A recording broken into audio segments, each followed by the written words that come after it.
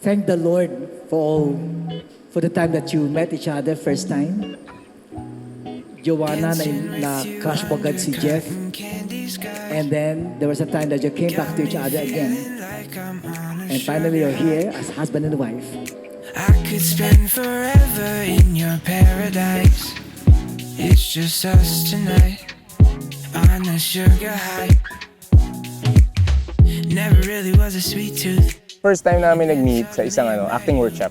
Well, nung first time na na-meet ko siya, syempre pagtingin ko matangkad, syempre may tsura, like good looking. Tinitease kami lagi nung director na nag-workshop sa amin. So kapag may mga activities din sa workshops, lagi kami yung pinagte-tear. Without dancing with you, undercutting candy. Nagkaroon ng mutual pero hindi naging kami. Okay? So parang anong nangyari nga nun, bigla akong nawala, parang bula. Haba ng hair, di ba? Bigla niya akong ginost. Parang ginose ko siya. Galit na galit siya nun. Kaya siguro hindi tayo naging tayo nung una. Kasi bata pa rin ako, immature pa. When I was in high school, I have a list of things like what an ideal husband is.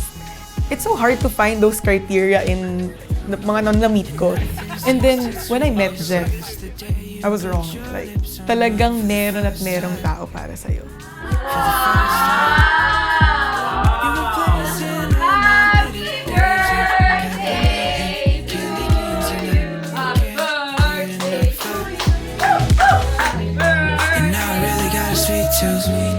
Should've known what I got into. Should've known what I get into. And I'm on top of the world now.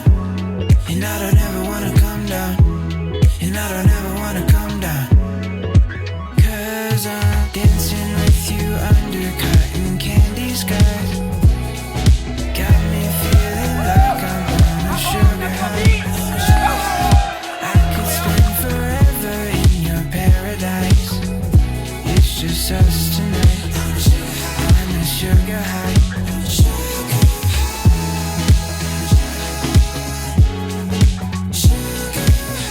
Ito pala yung lumpia. Oy, drone! Oh!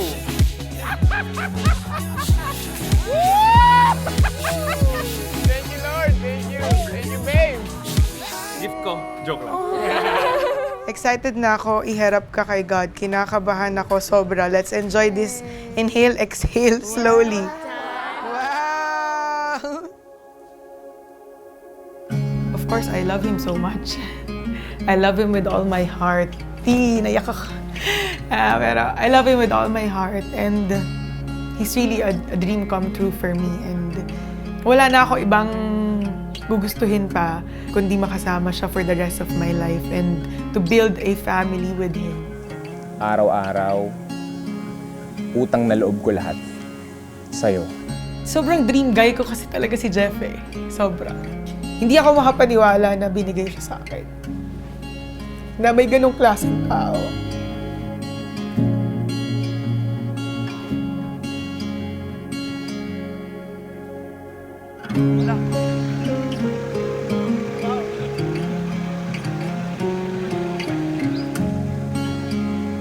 Finally, andito na tayo. Ito na yon. Ito na yung exciting part. I've always dreamed of this day to happen. I remember praying for the man I wanted to marry. You just really need to trust God and His plans. I'm sure I did because I met you.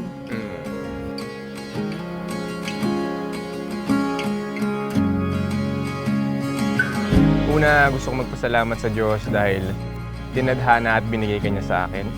It's not an easy journey yung mga nalagpasan natin sa loob ng 5 taon nating pagsasama. And I hope and pray na magsama tayo hanggang sa huli.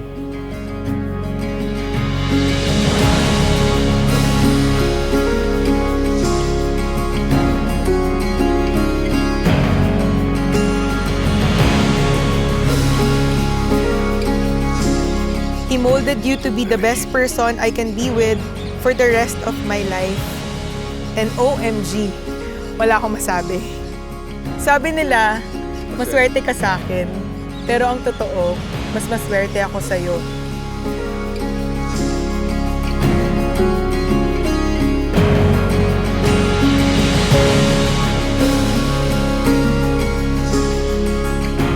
Simula't simula nung tinanggap mo kami ni Jayden, sa buhay mo, sa lahat ng tiniis mong sakit every time na mukhang hindi sumasang-ayon yung universe sa pagsasama natin. Pero hindi ka pa rin bumitaw at mas pinili mo akong samahan.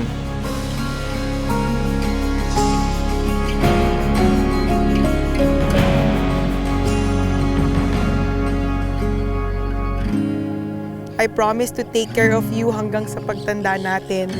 Mahal na mahal kita, sobra, and always remember, you are my home.